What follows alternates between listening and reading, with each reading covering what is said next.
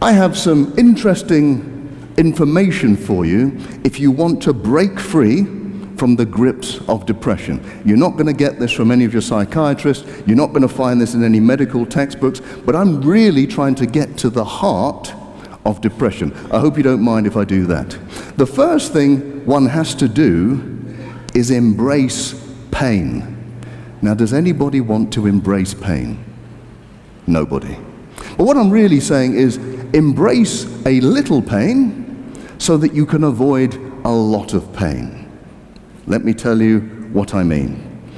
When I was a junior doctor, people had to wait a long time to see the doctors in the emergency department. And I was a junior doctor working in the emergency department. And about 2 o'clock in the morning, this huge guy, about 6'8", full of muscles, full of tattoos, stood up, and I called him forward and I said, "Sir, how can I help you?" He said, "Well, doctor, I've got a little splinter in my finger. I wonder if you can remove it for me." I said, "Yes, of course. All I need to do is take you into that room next door and anesthetize your finger, and I can take that splinter out." He said, "What do you mean anesthetize?" I said, "Well, I have to inject the finger with an anesthetic, and then it won't be painful when I take the splinter out." He said, "Well, doctor, I don't like needles." He's full of tattoos. I don't know how he got the tattoos if he doesn't like needles. I said, "Well, look, that's the only way I can do it. If I can't anesthetize your finger, I can't take the splinter out." He thought about it and he said, "No, doctor, I'm going home." He went home. 3 o'clock in the morning, went home. The very next day, he came back into the theater. I knew he was in the department because he was screaming the place down. And what happened is that now his finger was the size of his hand nearly. It had blown up, red, bleeding, lots of pus. And what had happened to him is that a little girl had just brushed past his finger and caused him so much pain. You see, by avoiding a little pain, he got so much more pain. And that is exactly what happens to us. We all have issues. We've all got problems in our hearts. But when we want to deal with it, or when somebody wants to deal with it for you, we say, no, that's too painful. I don't want to talk about it. I don't want to go there. And what happens is that the problem never goes away. It just builds up until one day you walk into church, somebody steps on your foot, and you explode. Not because they stepped on your foot, but because you haven't dealt with the issue inside. That issue is leading you to depression. Unless you deal with it, unless you talk to somebody about it, it will continue to grow until you get stressed, anxious, and depressed. So stop avoiding it, embrace that little bit of pain so that you can avoid a lot of pain. Okay. What about the next one? I don't know about you, but I prefer walking forwards rather than walking backwards. We're designed that way. But I think one of the best tools of conquering depression is emotionally going through life walking forward rather than walking backwards.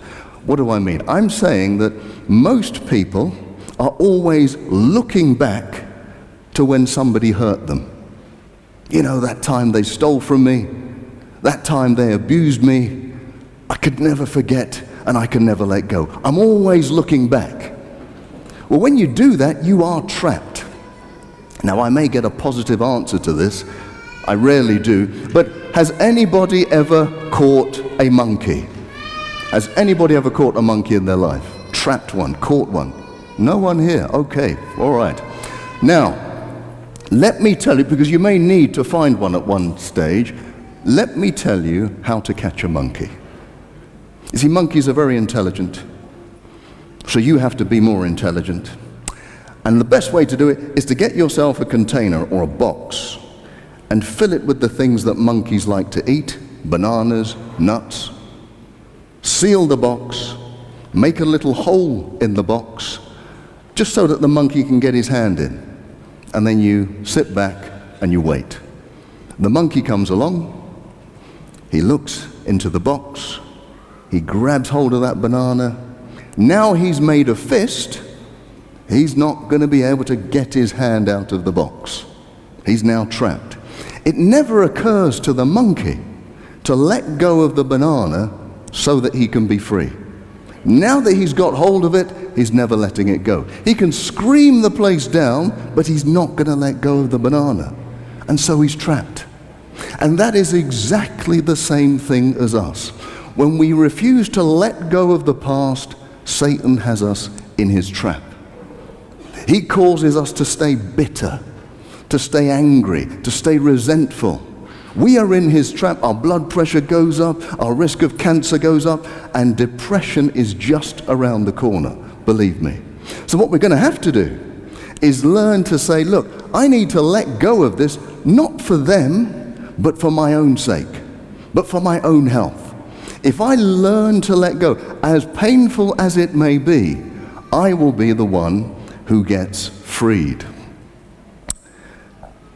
Number 3, let the seed lead. You know, the Bible says quite clearly that whatever you sow, so shall you reap. Clear. Well, it does remind me of when I was a general practitioner. In fact, I was just training to be a general practitioner, and there was one man who would come into the room every single Thursday and say to me, "Doctor, I'm depressed." Every Thursday morning, 10 o'clock, he would do that. He'd just sit there. "Doctor, I'm depressed." I'd try and ask him questions. "Doctor, I'm just depressed." And so one day I said, well, could you actually describe your depression? We have a game, I don't know if you have it here, we have a game called Snakes and Ladders. Have you heard of that? Snakes and Ladders? Right, well, he said, if my life was a board game, it would not be Snakes and Ladders, where you go up the ladders and down the snakes. It would be called Snakes and Snakes. And that's what I did. I laughed. And you know when you're not supposed to laugh, you laugh even more? That's what happened to me. Here's a man saying how depressed he is, and I'm laughing uncontrollably. It was so bad that I had tears rolling down my eyes, and every time I looked at him, he had a straight face like this, I laughed even worse. When I composed myself and I said, look, I'm so sorry about that. He said, "Doctor, don't apologize. Today, seeing you laughing is the first time I've been of use to anyone for 2 years." What? By making me laugh? That's the first time he's been of use to anyone for 2 years. And this tells us a key to breaking depression. I said we're in this spiral of self-thought. One way to break that is to go and exercise. Another way to break it is to do something for somebody else. What it does, it takes your mind off of yourself and it puts it onto somebody else. That breaks that spiral of self-thought, of selfishness. You're now focusing, and it can be something very small. Just focus on somebody else just for a little while. It does it, it breaks it.